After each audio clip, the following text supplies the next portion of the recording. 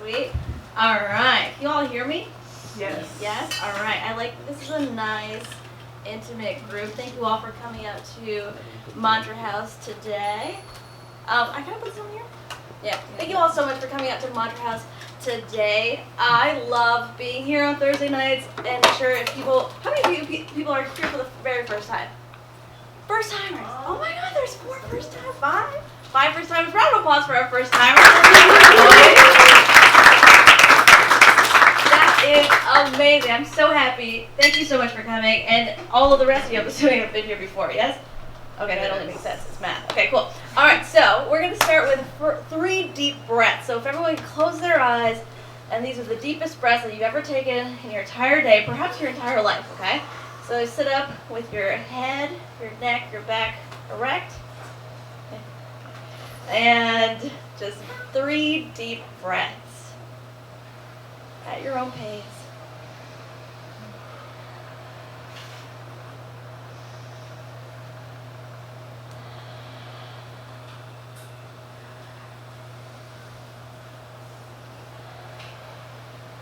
And when you're ready, you can open your eyes with a big, big smile. All right. Let me know when you're ready. I see eyeballs waking up. All right, cool. All right, thank you all so much for coming today. I'm so excited to be here. Thank you all so much for coming. And today the topic is it's a low budget production, guys. It's a low budget production. That's good? All good?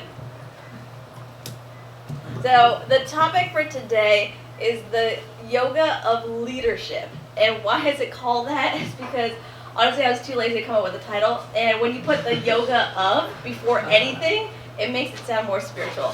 So it'd be like the yoga of donkeys, right? It's like spiritual, right? And so like the yoga of leadership is what we're all going to talk about today.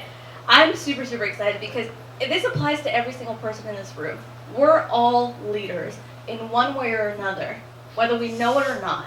Whether it's towards our little siblings, towards our coworkers, towards our classmates, towards our family members, whether we know it or not, we're influencing people all of the time, whether positively or negatively, whether consciously or subconsciously. So I want this talk to apply to every single person in this room. And so, how many of you have had a job before? Show of hands. Okay, that's really surprising because sometimes when there's like an all-vegan crowd, people are like, they don't have jobs. So thank you for defying the stereotype and having jobs. I'm just joking. And we're like, they don't have jobs. They're just hugging trees all the time. No, thank you all for having jobs. And so we're going to talk about a bad boss that you've had, right? How many of you have had bad bosses? How many of you have seen the movie Horrible Bosses? Okay, cool. Okay, all right, that question was just for fun. But what are the traits of bad bosses? So the people that raised their hand that had bad bosses before, what are the characteristics of a bad boss? Yeah. Disorganized, for sure. Anybody else in the back? They're not good examples. They're not good examples. They don't lead by example, Sarah. They don't listen to what you have to say. They don't listen. They're inattentive. They're not caring about what you're saying, right? How many of you, on the other hand, have had a great boss before, right? And what are the characteristics of great bosses? Roman?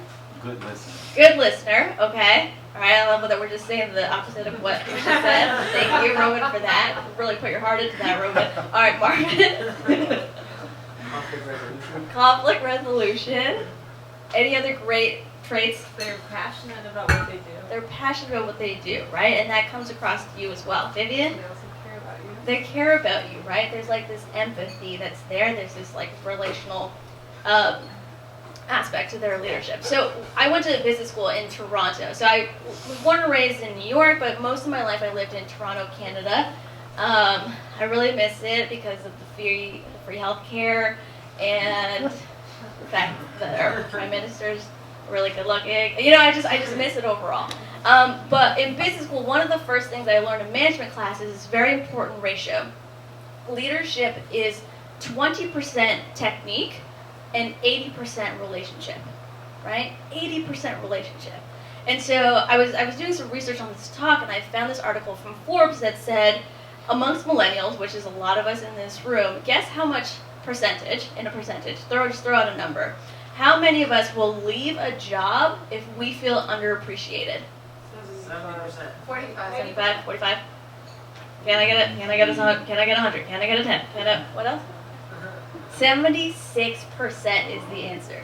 76% of us will leave a job if we feel underappreciated, right? And how do we feel appreciated? It's when our boss listens to us, when they care about us, when they're passionate about what they're doing, right? That relationship is built, and so relationship is super, super important. I also want to take a look at the Bhagavad Gita, for instance. Now, how many of you have heard of the Bhagavad Gita before? Okay, a lot of you. How many of you have never heard of it and it just sounds like random words coming out of my mouth? The Bhagavad Gita. Okay, a couple of you have never heard of the Gita. Okay, that's great. The Bhagavad Gita is essentially a book. And I don't know if it's in this room somewhere, but it's definitely outside. If you've never heard of it, it's a really long book, okay?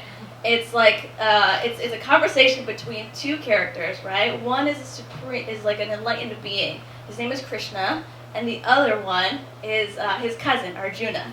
And just if you can't remember those names because they sound too like Indian, just remember Arjuna has a mustache, okay? And he kind of represents us, right? He's like a mustache that asks a lot of questions, like us.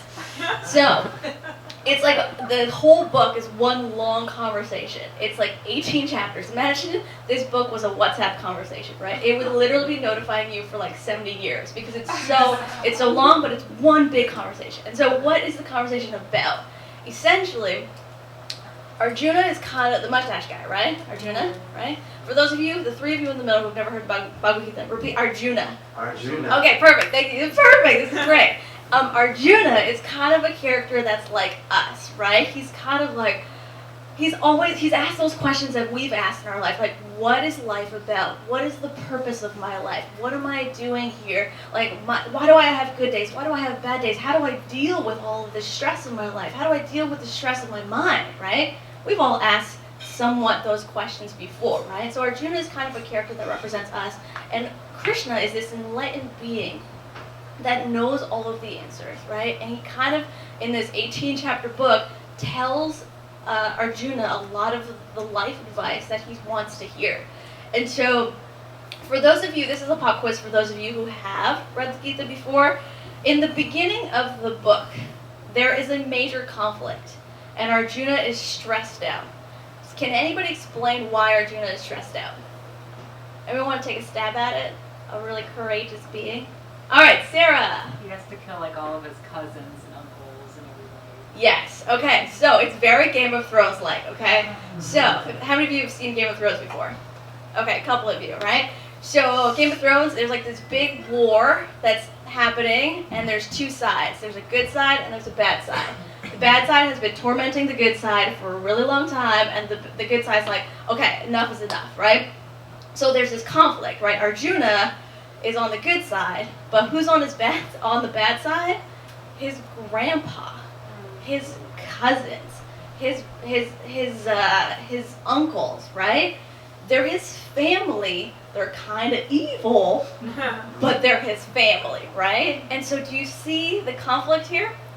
And as humans, we kind of relate to Arjuna in somewhat because we all have conflicts, right? Our conflict is not as great as Arjuna, let's be honest, and then we don't have to wake up and be like, which family member am I going to kill today, right? Like our mornings are kind of like vegan blueberry waffles or like vegan strawberry waffles. You know what I mean? Like our conflicts are a lot like different, but at the end of the day, they're all conflicts. And so the traits of a good leader is defined by how we deal with these conflicts, correct? So according to the Bhagavad Gita, what are the right leadership qualities that one has to possess to be a good leader? And so there's going to be a pop quiz at the end, so I want you to memorize these 7 leadership qualities, and there may or may not be a prize. Probably not. It's a low budget production, like I mentioned, so probably no prize, but try to memorize the 7 traits, okay? All right, so the first one is, and I'm not going to tell it to you because I want you to guess. So, Sarah, I know I'm going to put you on the spot a little bit. Why did Arjuna not want to kill his family? What feeling did he have towards them? Love. Love, yes. And he He was just conflicted. He was conflicted. Yeah. He didn't want to discharge his duty. He didn't want to discharge his duty, right? He was feeling love and he was feeling compassion, right? Compassion is the first trait. And at the end of the day, like if you take a look at Arjuna's play, right, the guy with the mustache, he's like grown up with these people. He's played on his grandpa's lap. Like his uncles have taught him everything he knows about archery and being a warrior. Like he's grown up with these people, and so you can understand his internal plight of like, oh crap, I don't want to kill my grandpa. I mean, it's a pretty basic, like terrible plight that not everyone has to go through. Just Arjuna. But you know what I mean? Like when we get into conflicts with people, whether it's in the office or with school or within organizations or wherever, even with our family, our first leadership goal is to come at it with a place of compassion, right? Trying to understand what the other person is going through in their plight. Spoiler alerts for those of you who haven't read the Gita, he ends up killing them. So, but it's a really cool story. You should still read it, okay? Bhagavad Gita, it's on Amazon, really great reviews. Moving on. And the second trait, so that's the first one, okay? The first one is compassion. But I'll tell you why he killed him, because your face went, and I was like, I don't want to ruin it for her. But it was like a whole thing. It's like, it's okay at the end, don't worry. The second trait is self-awareness. And if you have read the Gita, and if you haven't read the Gita, the one of the biggest learning points, like it's actually the first lesson in the Gita, is the difference between the body and the soul, right? The very, very first lesson is this lesson between the body. There's a difference between the body and the soul. So when I was first learning about this entire yoga philosophy, it was actually in a university in Toronto, right? I came across this club called the Krishna Club, and they were talking about this philosophy, and they gave me this analogy to understand the difference between the body and the soul. And they had a funeral, right? And it's like someone you weren't really close to this person, but you went to this funeral and you went up to the casket, and someone beside you says, "Oh my God, I can't believe this person is gone." Well, technically, the body is still there, right? So what is quote unquote gone, right? So in ancient yoga philosophy, we believe that the thing that is gone is the soul, right? The body is temporary, but the soul lives on and moves on and goes on to a different body. Humor me for a second if that what's the word I'm looking for? If that sort of pardon me? Philosophy. Yeah, humor me for a second if that philosophy is like is unheard of to you, because I'll go into it a little bit deeper. So Krishna taught Arjuna about self-awareness, that this understanding that if he kills his family, it's just that their bodies will be gone, right? But their soul will live on forever. And so, not talking about killing or anything, but like it's just deeper understanding of this temporary nature of the world that we live in. Everything in life is temporary. The seasons are temporary. Our relationships sometimes are temporary, right? The delicious vegan dessert that we're going to eat, temporary, because we're going to look at it and then it's going to be gone because it's going to be poop in our belly, right? Mm-hmm. And so everything in life is temporary. Even conflicts are temporary. So it's important for leaders to remember that things that we're stressed out about, or conflicts that we're having with our family members, people on our team, or classmates, or just friends in general, they're not going to matter in 5 weeks or 5 months or 5 years, right? So just understanding that everything sort of is temporary. The third thing, a great trait of a leader, is not playing favorites. And Krishna actually talks about this in an indirect way in the Gita as well. So not playing favorites. He says, a humble sage sees with equal vision a learned Brahmin, which is a really smart dude, and a cow, an elephant, and a dog, right? And so basically he's saying that you treat the CEO of a company the same way you treat the janitor of a company, right? Because everyone has a soul inside, right? And so we treat them with love and compassion no matter what, right? There's this famous picture of President Obama. God, I miss that man so much. There's this famous picture of President Obama, and like he's just coming from like he was meeting with a world leader, and he was shaking his hand, and then after there's a picture of him shaking hands with the janitor who's sweeping up, right? And it's like Obama has perfected that vision of not playing favorites, because he treated that world leader and that janitor with the same eye, with the same vision, and he knows that there's love and compassion, and he treats them with love and compassion equally, right? So that's an excellent trait of a leader as well, not playing favorites. Number 3, learning from a mentor. Now, how many of you have mentors in your life? right? Okay, a lot of you, right? I have mentors in my life too. Some of them are in this room today. And so it's so important for a leader to surround themselves with people who are smarter than them, and in our case, people who are more spiritually advanced than them as well, right? Because what happens if you don't? What happens if you don't do that? Any ideas? Yep, in the back. Don't do You know what? it. Don't do it. Yeah, you fall down, you don't grow, right? You don't grow as a human being. If you're constantly surrounding yourself with people who don't build you up, don't help you to grow, don't challenge your ideas, don't challenge you spiritually, like you're just stagnant in your life, right? You don't grow. And so, so leaders also have to have this mood of humility where they're like, okay, I don't know everything, and so let me surround myself with people who do. And that's an excellent leadership trait as well. The next thing I want to talk about. Any questions so far, guys? Mid session pop quiz. Does anybody know what the top 3 were that I just talked about? Compassion, awareness, and mentorship. Oh my God! Round of applause for this guy. And, this is your first time here, right? This is my second. Oh, second time. Okay, that's still pretty amazing. Amazing. All right, cool. So learning from a mentor. The next leadership trait I want to talk about is a balancing act, like how to balance. Because good leaders know how to balance it all. And Krishna actually talks about this in the Gita as well. He says there's no possibility of one becoming a yogi if he eats too much, eats too little, sleeps too much, or doesn't sleep enough, right? One has to be regulated in the habits of eating, sleeping, recreation, and work. Which is interesting because out of this like 18 chapter conversation, like Krishna's talking about practical things. This conversation was had 5,000 years ago, and he's talking about practical things that we still need to do today. That's why I honestly love the Gita. And so how many of you are fun to be around when you've had very little sleep? Right? Not a lot, right?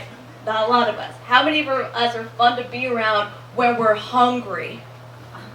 Not a lot of us, right? Like hangry is like a real thing, guys. Like hangry is a real thing. Don't be around me when I'm hangry, right? That's like a real thing. And so imagine trying to be a leader or be like someone in a powerful position and like you're running on very little sleep, you're running on very little food. And so Krishna always says like do everything in moderation, right? If you just eat in moderation, play in moderation, work in moderation, sleep in moderation. So a leader knows how to balance all those things in addition to what's going on with them. The next thing, number 6, is communication. This is in every single leadership book out there, and Krishna also talks about it in the Gita as well. He says, austerity of speech consists of speaking words that are, this is pop quiz, A, truthful, B, pleasing, C, beneficial, D, not agitating to others, or E, all of the above. E? Alright, cool. The answer is E. I literally just made up that pop quiz just now. Thank you so much for participating. Thank you for coming to my TED Talk. This is great. Thank you so much. So literally it is E, all of the above. So let's say, for instance, someone makes you, give me a food item that you've made before. Random. Pasta, okay, right? So someone goes to the trouble of like coming home after a long day of work and they've made fresh pasta for you. The sauce is amazing, everything's amazing, it's cooked al dente. I don't know what al dente means, but people say it all the time. It's cooked perfectly, right? And they put it in front of you. And imagine someone goes, Vivian, this pasta is crap, there's no salt in it. How does Vivian feel? Sad. Vivian feels sad, right? And so we can either, it's honest, right? It's A, it's very truthful, right? There's no salt in her pasta, but it's not the other things. It's not pleasing, it's not beneficial to Vivian, and it's very agitating because Vivian's now agitated, and I don't want to deal with Vivian agitated. So we could say, Vivian, thank you so much. I'm so grateful that you slaved away and you cooked me this pasta. Do you mind if I add some salt to it, right? There's other ways of saying things. And so I want to make a point where, and I was on Facebook like a couple months ago and I came across something in my newsfeed that has stuck with me to this day. How many of you know Kristen Bell? She was on Veronica Mars, yeah, right? She's a pretty popular actress, one of my favorite actresses. And she was doing this talk about leadership and communication, and she said, and these are the words that I will never forget in my life. She goes, honesty without tactfulness is cruelty, right? Honesty without tactfulness, tactfulness means your language, the choice of words that you use, your tone of voice, your volume of your voice, like how you say the words, that's your tactfulness. Honesty without tactfulness is cruelty, right? And so in the first scenario, we were being honest, but it wasn't tactful, right? I'm really sorry about that, Vivian. Right? And so very, very important that a leader communicates with these things. It's truthful, it's true, it's honest, and it's beneficial, and it doesn't agitate others, and it actually helps them, right? The last one is meditation. And so Krishna talks about meditation extensively in the Bhagavad Gita. It's so many different chapters. And he talks about, in order to be a leader, one has to learn how to master the mind. And Arjuna is representative of us. How many of you have meditated for the first time and you're like, nope, this isn't for me. No thanks, I'm good. I don't know how to do this. Any of you? All of you have mastered meditation on the first try. Right? How many of you have done it the first time and you're like, I don't know what the point of this whole thing is. Right? I can't do it. Right? We've all been there. And Arjuna has been there as well. Arjuna basically, and I'm paraphrasing, sorry if this is blasphemous, but he basically is like, nah brah, I can't do this, I don't want to do it, I know you've taught me about meditation. He was just like, no, can't do it. He literally said, Krishna, it's impractical and unendurable, and because my mind is restless, it's harder to control than the wind. That's what he says. That's what he says. He's like, I can't meditate because my mind just goes crazy. And if I literally took you and I placed you in the Himalayas in a loincloth and was like, hey, just sit here and not think of anything, none of us in this room would be able to do it, right? Because you'd be like, who is this crazy lady? How did I get here? Why am I in a loincloth? You just have so many questions and so many thoughts, right? Your mind would just be going crazy.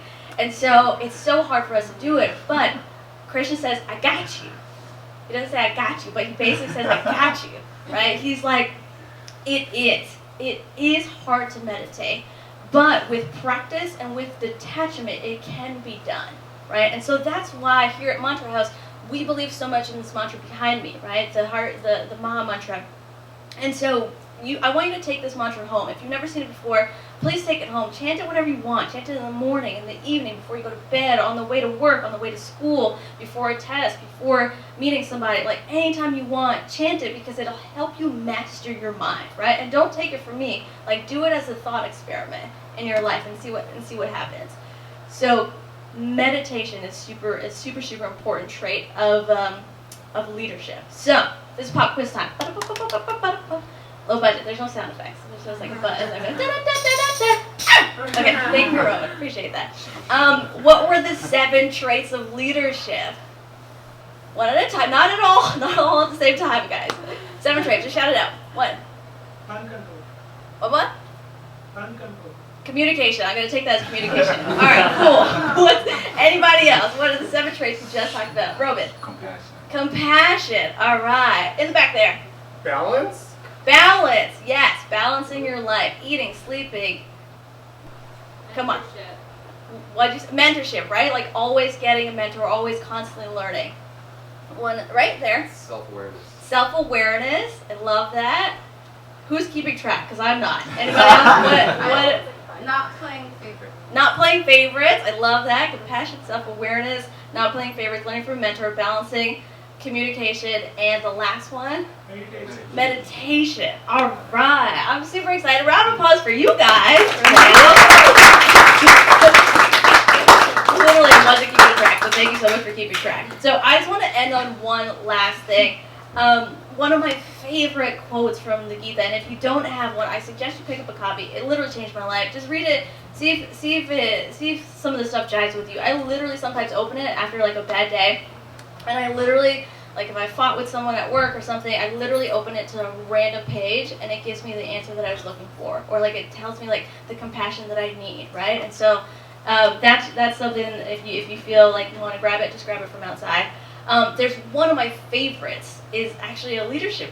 I believe it's a leadership quote, and Krishna goes, he goes, whatever action a great man or woman performs, common men follow, and whatever standards he sets by exemplary acts, all of the world pursues. And I love that because it's basically saying if we lead by example and if we do good things, people will follow us. You might not see these people, right? But they do follow us, right? Whether consciously or subconsciously, we do something on Instagram that creates an impression in someone's heart, and it's like, oh, I kind of want to do that. I kind of want to do this good thing as well, right? So every single thing that we do, if we lead by example, people follow us. We just have to remember that every single person in this room is a leader, and if we cultivate the right qualities, we just got to make sure that we're people that are worthy of being followed. And that's all I have to say today about this talk.